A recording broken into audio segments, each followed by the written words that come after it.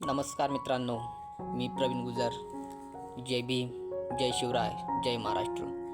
मित्रांनो, खरं बघितलं तर आपला हा महाराष्ट्र फुले शाहू आंबेडकर यांच्या विचारांचा मानला जातो.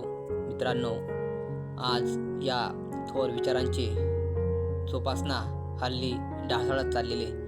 मित्रांनो, आपला हा भारत हा कृषीप्रधान देश असून हा कृषीप्रधान असणाऱ्या देशात सुमारे 90% लोक शेती करत असतात आणि शेतकरी हा भारतीय अर्थव्यवस्था व समाज व्यवस्था याचा एक मुख्य गाभा मानला जातो. मित्रांनो, शेतकरी हा जगाचा पोशिंदा, ज्याला आपण खऱ्या अर्थाने आपला बाप असे म्हणतो. मित्रांनो, माझा शेतकरी बाप खऱ्या आयुष्यात मात्र स्वतः उपाशी पोटी झोपत असतो. धरती मातेला सुजलाम सुफलाम बनवत असतो. मित्रांनो, माझा शेतकरी बाप दिवस रात्र शेतात राबत असतो. मित्रांनो, खरे तर बघितले तर शेतकरी विचार करत असतो की या नाही पुढील वर्षी चांगले दिवस येतील, त्या नाही त्या पुढील वर्षी चांगले दिवस येतील. मात्र शेतकऱ्यांना दिवस अतिशय बिकट येऊ राहिले. शेतकरी आत्महत्या करीत आहेत. म्हणून हे कुठेतरी थांबले पाहिजे, या हेतूने मी आपल्यासमोर आज आलो आहे. मित्रांनो, आपण बघू शकतात की अवकाळी पावसामुळे तसेच अवेळी आलेल्या पावसामुळे शेताचे, रोपाचे तसेच कांद्याचे नुकसान झालेले यावर्षी दिसून आलेलं आहे. तसेच वाढती मजुरी, खत आणि रासायनिक औषधांचे भाव वाढले आहेत.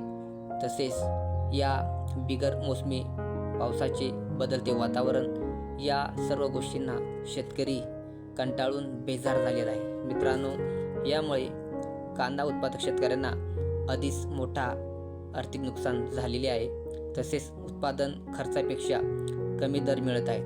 मित्रांनो, शेतकऱ्यांचा आधीच खर्च जास्त झालेला आहे आणि त्यांना उत्पन्नाचा दर कमी मिळत आहे. मित्रांनो, कांदा उत्पादक शेतकऱ्यांना याचा मोठा आर्थिक तोटा सहन करावा लागत आहे.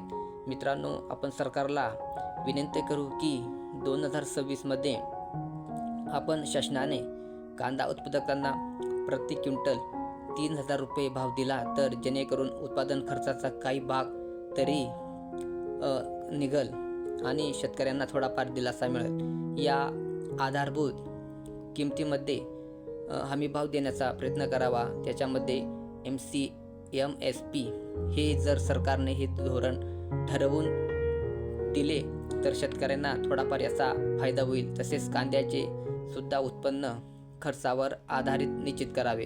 मित्रांनो, हे धोरण सरकारने ठरवण्याचा एक महत्त्वाचा निर्णय आपल्याला असेल. मित्रांनो, या निर्णयावरील निर्बंध तसेच धोरण हे स्पष्टपणे सरकारने जाहीर करावे, जेणेकरून शेतकरी, व्यापारी निश्चितपणे या धोरणानुसार सुखी होईल.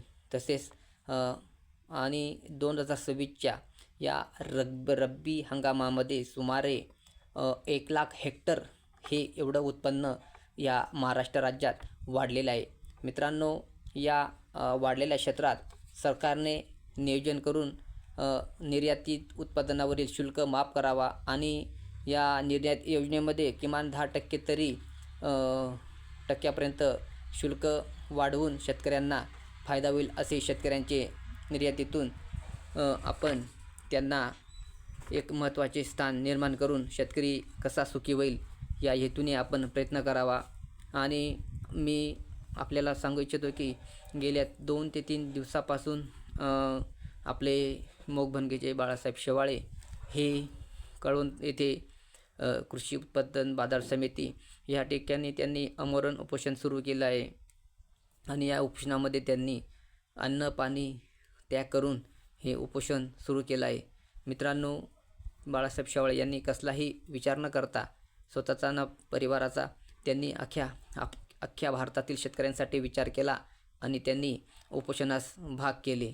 मित्रांनो, आपण सर्व शेतकऱ्यांनी मिळून त्यांना पाठिंबा द्या, त्यांच्या पुढाकाराला आणि त्यांच्या जोपासनांना वाव द्या, जेणेकरून आपला शेतकरी राजा सुखी होईल. या हेतूने मी आपणास सर्वांना नम्रतेने विनंती करतो की आपण सुद्धा या आंदोलनात सहभाग व्हावे आणि आपल्या शेतकऱ्याला हमीभाव कशा पद्धतीने लवकरात मिळेल या हेतूने मी आपणास विनंती करतो आणि आपणसुद्धा सरकारला विनंती करावे की आपण उत्पादन खर्चावरील भाव निश्चित दर मिळेल या हेतूने आपल्या शेतकरी राजा सुखी होईल आणि आपण सरकार कशा पद्धतीने आपल्याला भाव देईल या हेतूने सुद्धा आपण प्रयत्न करावा. मित्रांनो, जय हिंद, जय महाराष्ट्र.